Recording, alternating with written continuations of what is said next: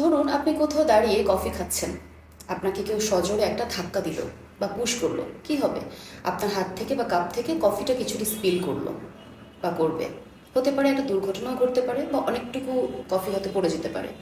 শুধু কফি কেন, আপনি তখন যা খাচ্ছিলেন, যদি চা হয়, সেটা যদি জুস হয়ে থাকে, পানি থাকে বা অন্য যে কোনো ধরনের কোল্ড ড্রিঙ্কস থাকে, সেটাই কিন্তু তখন স্পিল করবে বা পড়ে যাবে। আমরা আমাদের জীবনে যা কিছু ধারণ করি, আমাদের ভেতরে যা কিছু আমরা ধারণ করি, সেগুলো ঠিক কাপের এই কফির মতোই বা চায়ের মতন।